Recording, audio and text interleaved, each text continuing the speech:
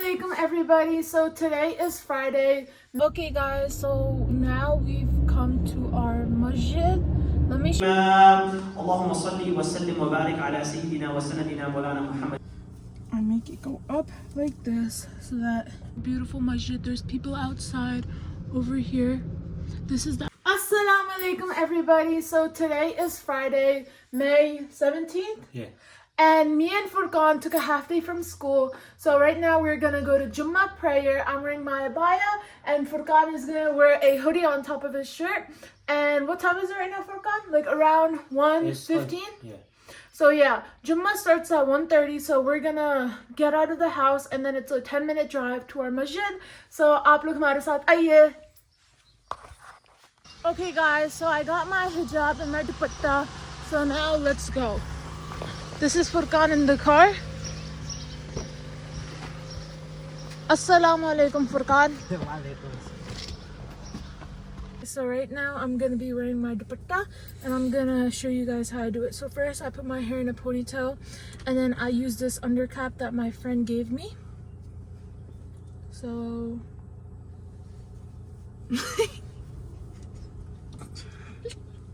Okay. So, guys, so then I put my head through the undercap and then I make it go up like this so that it's covered. I take out my earrings and I put my hair behind there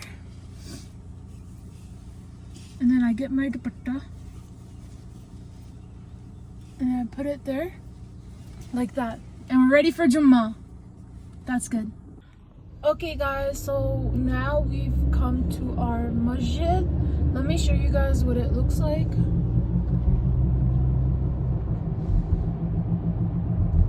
So you guys can see the cars that are parked over here on the road, and over here these are for Juma. And this is our beautiful masjid called Muslim Youth Center of Philadelphia. And you guys can see this is the parking area for it.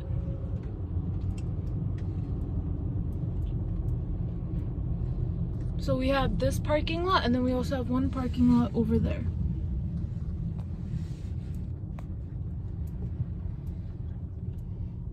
So this is one parking lot and then we're gonna park over there, I think. So we're gonna see if Furqan can park. Okay. Backwards. We're gonna see if Furqan can park. So yeah.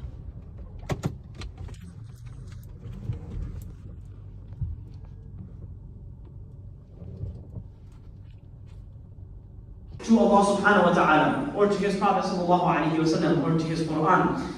The ulama mentioned that in this context, nasiha means sincerity in belief in Allah, sincerity of belief in his book, sincerity of love and following of the Prophet Muhammad sallallahu alayhi wa sallam. Ijtihad. If someone is doing something correctly according to another opinion of valid ijtihad, you cannot rebuke them. Now is not the time to get into madhab wars and try to flex what you think you know. Thirdly, you have to assess the level of relationship that you have with another person. You have to consider the intention of what you're doing, but also the impact of what you're doing. If you don't know the person, really consider whether or not now is the time for you to be giving this person advice. Fear is it's a scandal. It's scandalous. Of course, there are cases where maybe you have to do it, but in general, we find that people are giving each other advice and counsel that doesn't need to be given in the public space.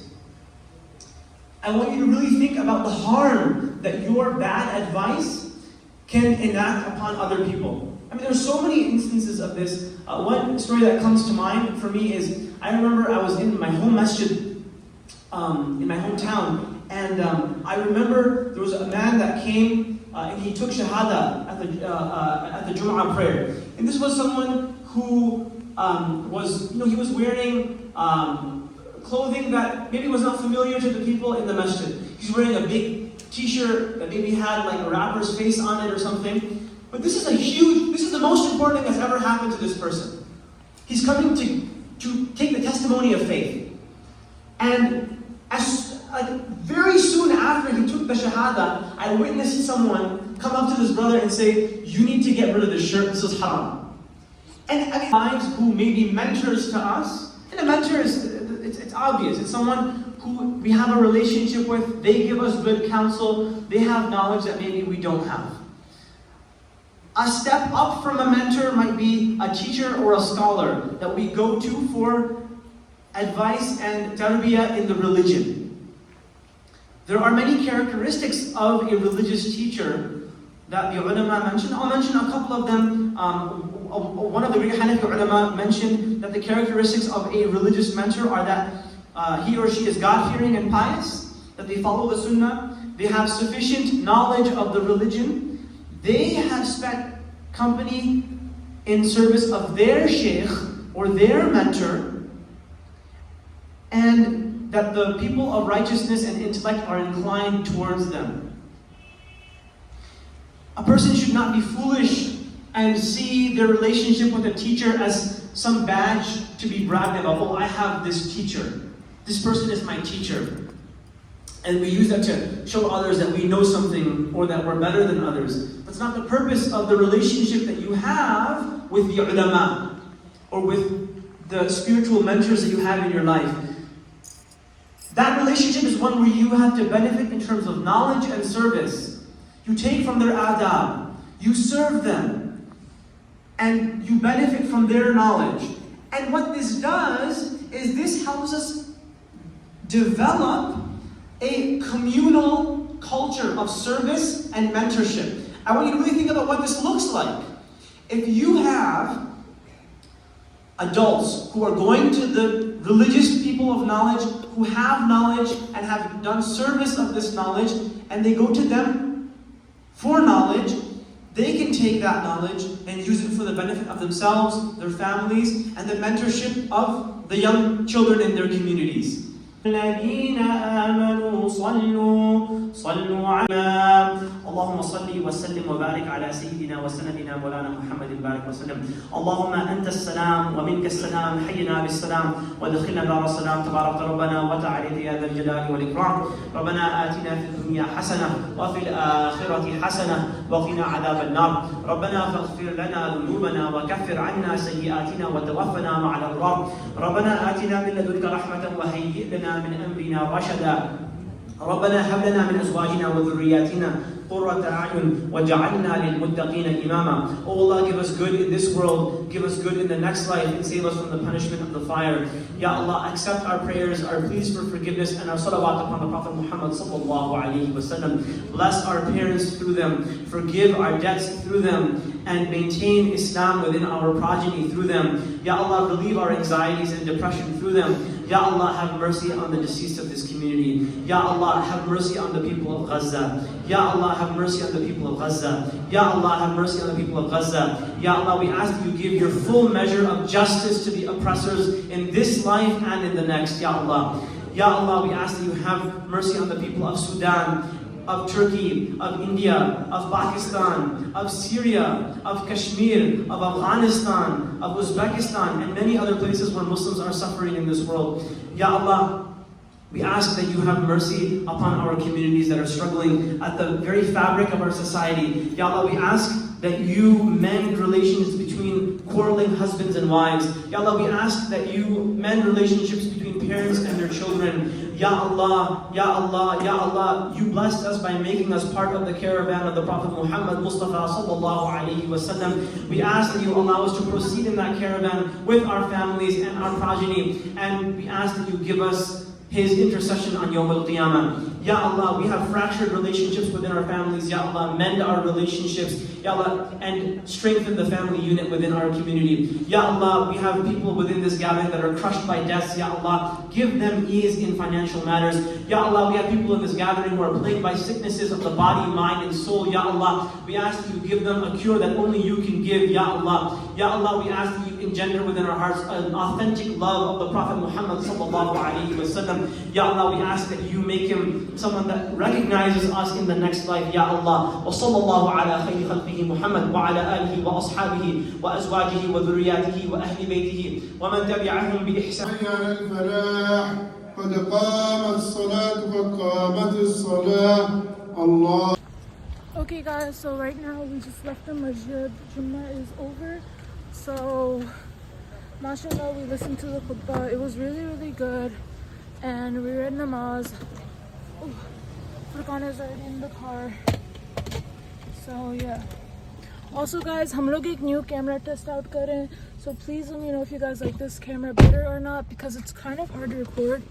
But yeah, let's go Furqan.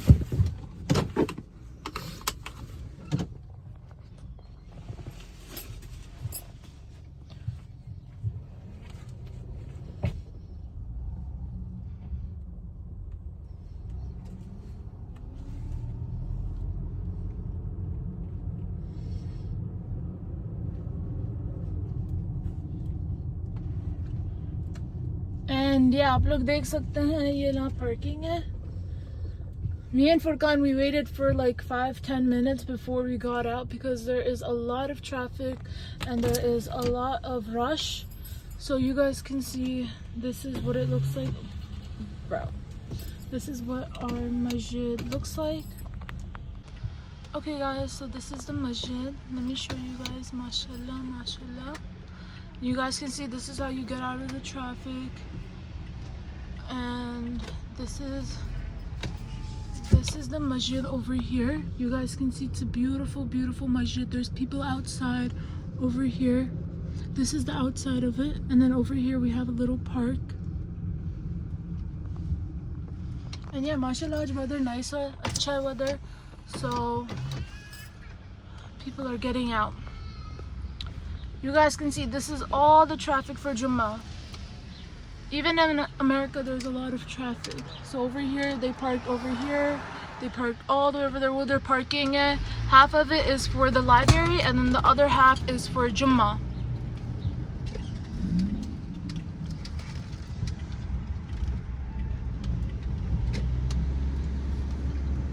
And yeah, let me show you guys another little close-up of our masjid. You guys can see, mashallah, it's really beautiful. So Furqan, how was your Jummah experience? It was really good. So Furqan, how was your Jummah experience? It was really good. It was really busy and it was hard to find a place to park. So yeah. Okay, very good. So yeah, now we're gonna go home. So we'll show you guys if we stop anywhere before we go home.